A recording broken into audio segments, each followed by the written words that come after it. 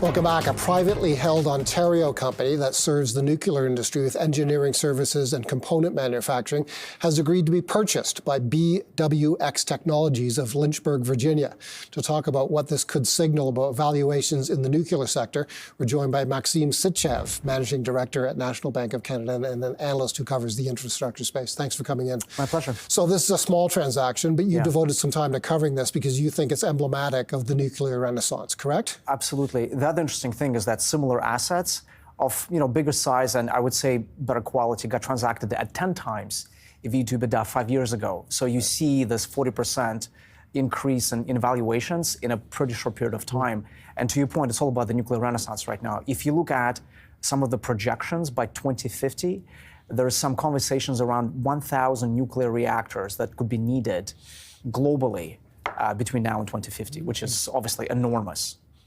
Neither one of these companies are very well known. Tell us about Bwx Technologies. That's the acquirer based in the United States. And start first about Kinectrics. Tell us what Kinectrics does and why it's so attractive. Yeah, so Kinectrics, it's basically an engineering company that has a tooling component as well. And BWXT is one of the larger, it's 11 billion market cap USD company, which we don't cover, but it's sort of part of the total universe. One of the most impressive tool manufacturers and engineering companies in the nuclear space.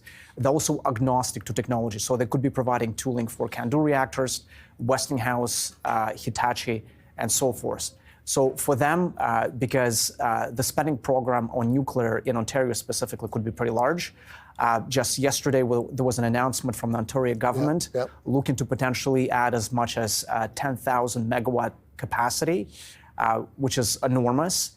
And so the entire industry is sort of trying to scramble to make sure that they have enough boots on the ground, because as you can imagine, nuclear at some point went out of vogue, and having nuclear engineers as part of your talent pool was an issue, which doesn't seem to be the case anymore. But certainly that's the reason why everybody's going after these assets as we speak. What does this mean to companies that are well known to our viewer and are publicly traded, Atkins, Realis, and Aon?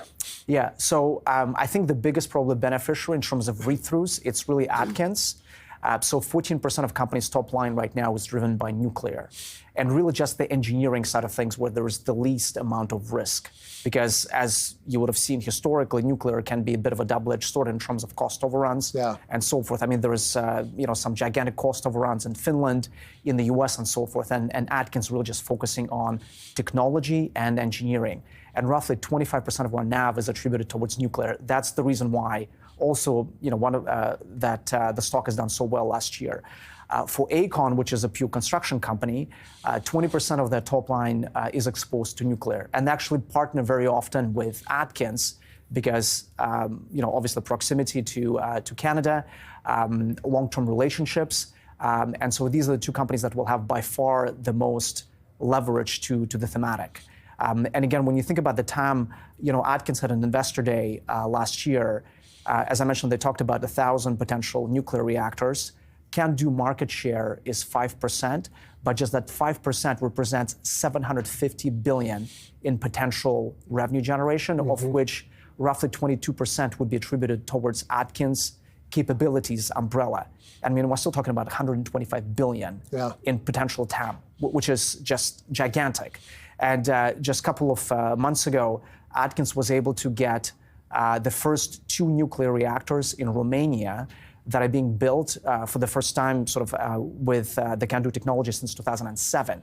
So things are definitely moving, and those 2 nuclear reactors, $16 billion in capex, so very large programs. And if you apply kind of pro rata what that could mean for Ontario, I mean, you basically have to multiply by a factor of 10. So you talk about, again, potential capex spending, huge. So Atkins, Realis, and Aon specifically flag nuclear as a growth sector, a growth segment in their operations. Yeah, absolutely. Like in terms of actually stock price positioning, we do prefer Atkins because, again, it's a pure engineering company. We felt that Aon share price has extended a little bit. That's why we downgraded the stock last month. But we do believe that Atkins, with margin improvement, the potential for 7 sale, the visibility in terms of nuclear, that's really for us the way to play the nuclear thematic in Canada. Do you see more deals like the one that we began talking about, BWXT buying Kinetrix? Do you think companies like Kinetrix are targets right now? I think, to be honest, like right now, everybody has their pies or their hands in all the right pies. And right now, everybody's just waiting for incremental projects going ahead. Whether here it's in Ontario, there are some discussions in, potentially Quebec, in the West. Small nuclear reactors is a potential new thematic that could evolve over the next, X amount of years. So I think that's really what the industry is waiting for, those go-aheads from ultimately government sources. It's always good to talk to you. Thanks for coming in. My pleasure. That's Maxim Sytchev, Managing Director at National Bank of Canada and analyst who covers the infrastructure space.